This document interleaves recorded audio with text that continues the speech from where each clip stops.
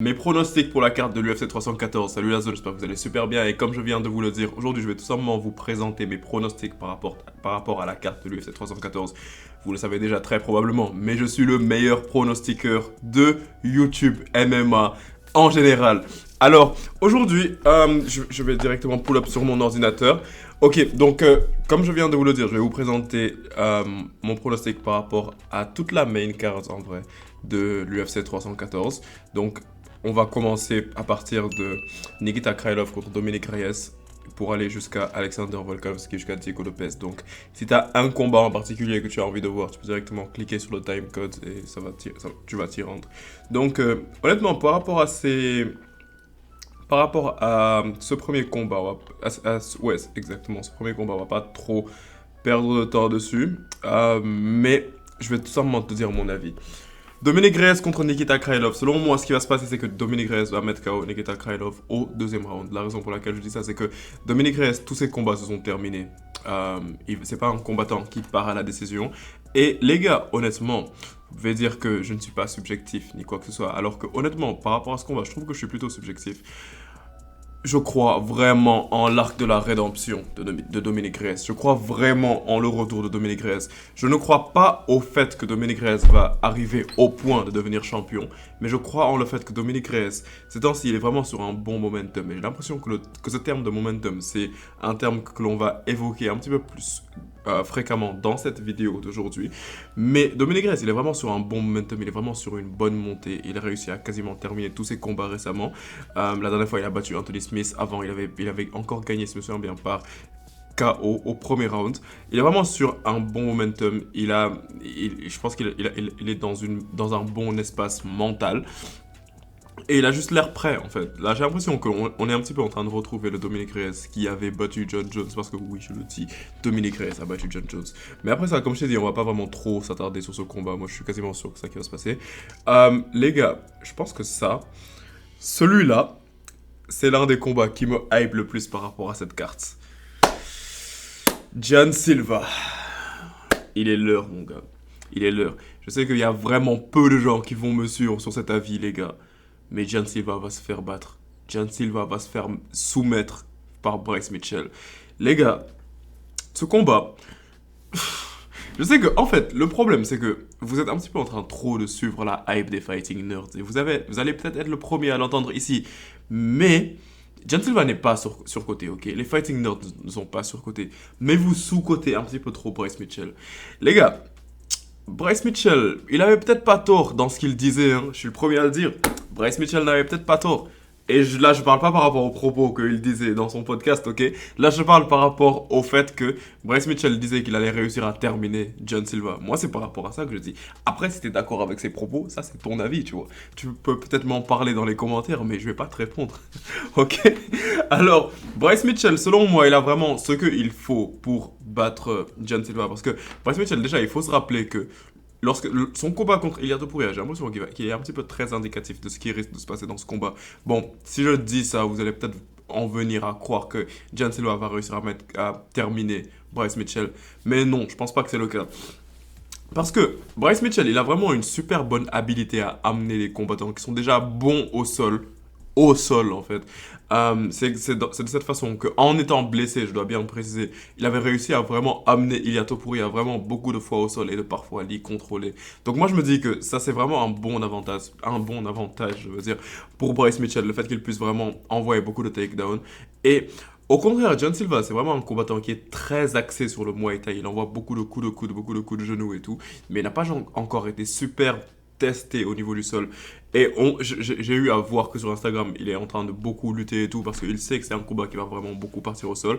Mais moi, je me dis qu'en fait, Bryce Mitchell, il va juste lui montrer que les niveaux de lutte sont juste totalement différents. Bryce Mitchell va vraiment réussir à amener Jan Silva au sol et de le soumettre. Après, le truc, c'est que Bryce Mitchell, il doit pas... C'est pas un combat qui doit durer vraiment très longtemps, parce que sur la durée, je suis quasiment sûr que si c'est un combat qui dépasse le deuxième round et qui part vers le troisième round, là, Jan Silva risque de le mettre KO parce que c'est vraiment un gros risque de rester debout contre un fighting nerd pendant assez longtemps. Mais je me dis que Bryce Mitchell va le soumettre au deuxième round. Là, vous pouvez me faire confiance. Faites-moi confiance totalement. Et en plus de ça, les gars, imaginez Imaginez juste l'interview post-combat. Lorsque Bryce Mitchell va prendre le micro, imaginez juste les dingueries qu'il va lâcher. En plus, les gars, genre, calmons-nous pendant 2 secondes et réfléchissons un petit peu à quel point ce combat il est super intéressant. C'est vraiment la première fois de ma vie que je vois un combat dans lequel euh, j'allais dire le protagoniste, mais l'un des combattants, il part en pensant qu'il est en train de partir exorciser l'autre. C'est tellement une dinguerie ce qui est en train de se passer. And I'm all for it. Moi, je kiffe. Moi, je suis en train de manger mon divertissement là. Je kiffe de fou. Lors de la conférence de presse et tout, on voyait très bien que Bryce Mitchell, il détestait John Silva et qu'il voyait John Silva littéralement comme le diable. Et je trouve que ça c'est vraiment super intéressant. Je suis désolé, mais c'est grave intéressant comme construction de combat. C'est la première fois que je vois un combat qui prend cette tournure. Là, littéralement, Bryce Mitchell. En fait, également, les gars, pensez à ça. Bryce Mitchell, il est en train de partir avec la mentalité selon laquelle il part pour exorciser John Silva. Il a la mentalité qu'en ce moment, il part se battre contre le diable. Bien sûr qu'il va venir super prêt. Bien sûr qu'il va être super chaud lors de ce combat. Donc oui, moi j'ai totalement confiance en Bryce Mitchell pour terminer John Silva lors de ce combat. Ensuite, Yair Rodriguez contre Patricio Pitbull. Les gars, Patricio Pitbull, le manque de respect, ils ont même pas encore mis sa photo. Donc Patricio Pitbull contre Yair Rodriguez. Je pense que Patricio Pitbull, c'est un petit peu tôt pour qu'on lui mette un challenge de la taille de Yair Rodriguez, ok. Patricio Pitbull, je sais j'ai regardé certains de ses combats, je sais que c'est vraiment une légende au Bellator. Je sais qu'il a mis KO Michael Chandler qui est là un petit peu plus haut. Mais en fait, le truc que je me dis, c'est que il va juste se passer la même chose qu'avec MVP. Il va venir, il va peut-être un petit peu briller et tout, mais après, le niveau de l'UFC va le rattraper. Je sais que MVP, il a battu Kevin Holland, mais tu vois ce que je veux dire par rapport à Ian Gary. Donc moi, ce que je me dis ici, c'est que Yair Rodriguez, il va réussir à pouvoir terminer Patricio Pitbull. Je vois vraiment ce combat se terminer par un KO. Et oui, les gars, c'est pour ça que moi, en fait, cette carte, je suis quasiment sûr que ça va être l'une des meilleures cartes que l'on va voir de cette année-ci, parce que déjà, il y a beaucoup de niveaux. Et c'est beaucoup de combattants que je suis quasiment sûr qu'ils seront en mesure de terminer le combat, tu vois. Donc c'est vraiment l'une des raisons pour lesquelles je suis super hypé par rapport à cette carte-ci. Donc ouais, Patricio Pitbull, je le vois vraiment se faire terminer par Yair Rodriguez. Et là les gars, on va peut-être un petit peu plus s'attarder sur ces 2 derniers combats. Et je sais que très probablement c'est la raison pour laquelle tu as cliqué sur cette vidéo. Et les gens qui ont cliqué sur le timecode pour le combat entre Paddy Pimblett et Michael Chandler. Je sais que vous êtes nombreux, donc bienvenue les gars, bienvenue parmi nous. Et donc, je vais vous expliquer selon moi ce qui va se passer lors de ce combat. Michael Chandler, ton heure est arrivée. C'est terminé en fait, c'est juste terminé. Chandler, je te kiffe bien, j'aime bien les discours de motivation que tu mets sur Instagram et tout. Je sais que tu maîtrises CapCut, chaque jour il va poster un edit de lui-même sur Instagram et tout. Mais Michael Chandler, c'est juste terminé. Tu ne dépasses pas Paddy Pimblett. C'est terminé maintenant. Tu ne peux plus continuer à te battre dans le top 4. Tu ne peux plus continuer à affronter des Justin Gaethje, Dustin Poirier, Charles Oliveira et tout le temps perdre, je veux dire. Non, c'est plus possible. Maintenant, tu vas te faire battre par Paddy Pimblett et tu vas descendre très bas. Et je sais très bien qu'après avoir perdu ce combat, tu vas quand même call out Conor McGregor. But anyway, ça va absolument rien changer. Michael Chandler, c'est terminé pour toi. Les gars, j'avais vraiment beaucoup réfléchi par rapport à ce combat. Et littéralement, c'est l'une des raisons pour laquelle cette vidéo de pronostic, je la sors un petit peu tard. Parce que j'ai vraiment analysé pendant super longtemps. J'étais en train de me demander, ouais, comment est-ce que ça risque de se passer et tout. Mais les gars, moi je vois un seul scénario possible, ok? Paddy Pimblett va soumettre Michael Chandler, les gars. Je suis désolé, il n'y a pas d'autre argument. On est en 2025, les gars. Vous n'allez pas me dire que vous continuez à faire confiance à Michael Chandler. Michael Chandler, il nous a tellement donné de faux espoirs. Michael Chandler, littéralement, c'est mon ex. Ok, c'est bon, j'arrête. Mais en fait, Michael Chandler, il va pas... C'est pas le genre de combattant qui va vraiment... En fait, le problème, c'est que Michael Chandler, il a juste un QI MMA trop faible. Et le pire, c'est que je sais qu'il est pas bête.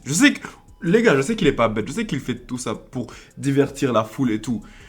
Mais à ses propres dépens, en fait. C'est ça le problème. Et c'est pour ça qu'il a peut-être un QI MMA plutôt bas. Parce que, les gars, je vais vous expliquer moi comment je vois ce combat se terminer déjà. Je vous avais dit que je vois Paddy Pimblett terminer Michael Chandler par soumission. Et la raison pour laquelle je dis ça, c'est que, déjà, Mettons ça de côté. Je sais que Michael Chandler a la puissance de mettre KO Paddy Pimblett. Mais le problème, c'est que Michael Chandler, vu la façon dont il se bat, moi je me dis que c'est pas possible qu'il termine Paddy Pimblett. Parce que la dernière fois que Paddy Pimblett il s'était battu, je dois vous rappeler que comment est-ce que ce combat il s'est terminé. Paddy Pimblett était en train de se battre contre Bobby King Green. Et d'un coup, King Green, sans raison comme ça, il a directement lancé un takedown sur Paddy Pimblett. Et Paddy Pimblett l'a terminé sur le coup, genre en mode sur le coup il l'a soumis.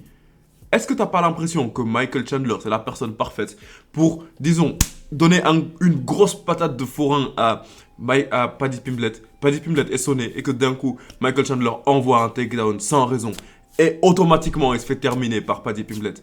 Ça, j'ai l'impression que c'est exactement le scénario qui va se passer lors de ce combat. Et c'est l'une des raisons majeures pour lesquelles je suis convaincu à 100% que Paddy Pimblett va terminer Michael Chandler. En plus de ça, il y a également l'âge. Même si je sais que Michael Chandler, il est très explosif, il est très... il amène beaucoup d'intensité et qu'on dirait qu'il ne se fatigue pas ni rien. Mais lors de son dernier combat contre Charles Oliveira, on avait clairement vu, ok, que Michael Chandler, il n'était pas du tout à son meilleur. Je pense qu'il a juste gagné argumentablement le dernier round contre Charles Oliveira si on lui accorde les frappes à l'arrière de la tête qu'il n'arrêtait pas de lui faire. Donc moi je me dis que honnêtement, les gars, soyons honnêtes pendant 2 secondes, Paddy Pimblett, il bat Michael Chandler. Paddy Pimblett soumet Michael Chandler. Cette fois-ci, les gars, faites-moi confiance, honnêtement. Je sais que j'ai raté beaucoup de pronostics, mais cette fois-ci, faites-moi confiance. Il n'y a pas moyen, ok, que Paddy Pimblett perde contre Michael Chandler. Soyons honnêtes pendant 2 secondes. Et enfin, on va parler du main event entre Alexander Volkanovski. Les gars, Volk est de retour, les gars. Volk va faire une dinguerie. Volk va vraiment faire une masterclass sur Diego Lopez. Ok, cette fois-ci, je peux être ok avec vous, ok? Volkanovski ne va pas terminer Diego Lopez. Je pense qu'on peut être d'accord sur ça. C'est un combat qui va partir à la décision. Mais elle va aller très clairement dans la faveur de Alexander Volkanovski. Peut-être Volkanovski va gagner 3 rounds à 2 argumentablement ou 4 rounds à 1. Moi, c'est ça que je vois pour ce combat. Donc, en fait, les gars, c'est que moi, je me dis que les fans de MMA, on a un petit peu trop la mémoire courte. Alexander Volkanovski, il a perdu, certes, 2 fois d'affilée par KO. Mais rappelons-nous du contexte, ok? Il a perdu contre un Islam Makhachev à 12 jours de préparation. Ensuite, je pense environ juste 4 mois plus tard, il est parti affronter Ilia Topuria. Il est parti affronter donc 2 monstres de KO. Les gars, mais en fait, Ilia Topuria, c'est pas Diego Lopez. Islam Makhachev, c'est pas Diego Lopez. Diego Lopez, j'ai l'impression que... Ok, les gars, je sais qu'il est chaud, mais je l'avais déjà dit en live et je vais le répéter ici.